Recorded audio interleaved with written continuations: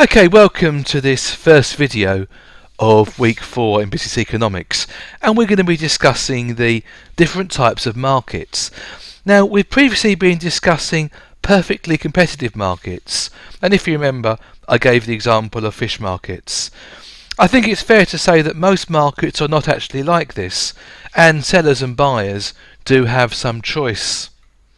So let's look at what do we actually mean by a market. Well, a market could actually be an actual place, a literal place. It could be a physical street market. It could be a nominal place. It could be through individuals. It could be through brokers.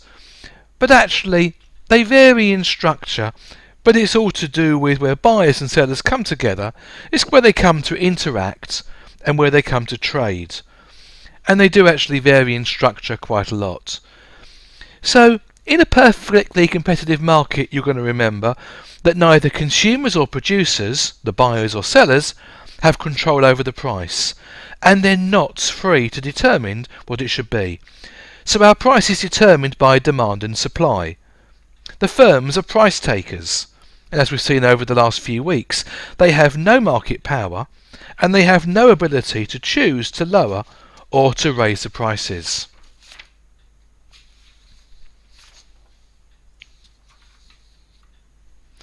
If we think about market power, we can think of various types of market. And I want us just to consider three types. Monopoly, imperfect competition, which is monopolistic competition or oligopoly, and perfect competition. So if we think of monopoly, this is where businesses are totally free to set their price and they have complete control over the market. If we think about the imperfect competition, there's some ability to set the price, but not complete control. And then with perfect competition, as we've discussed previously, there's no market power. Okay, let's consider the first market power, a monopoly. So, a monopoly. There's one firm in the industry. Let's say a railway. Now, it's really careful about what we mean by industry. In this case, we're talking about rail compared to public transport. And there's one firm has total control over the pricing. So Anglia Abellio has a monopoly on the trains from London to Norwich. But they don't have a monopoly over the complete service. There are other public transport operators, but they have the one which operates a train service from London to Norwich. So it's really important we're clear about the description and geography. So they therefore have the total control over pricing from London to Norwich on a train.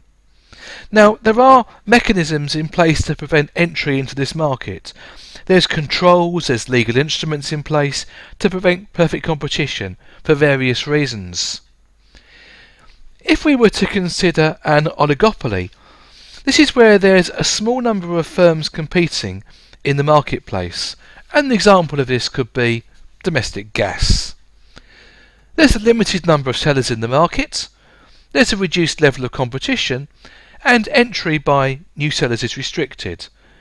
Each firm has a limited capacity to set prices, and therefore there's some form of competition. But it's very difficult for new competitors to enter this market.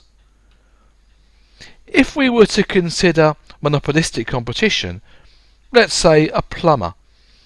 If we looked on websites like Trusted Trader, Yale.com or a Google search, I think we could see there's lots and lots of choices available.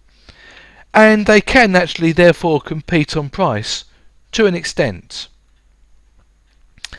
With this monopolistic competition, there's quite a lot of firms competing. And there's a possibility for new firms to enter the market. In fact, it's actually quite simple to do so. Profits are limited by the intense competition, so it's unlikely that one firm could ever take over the market.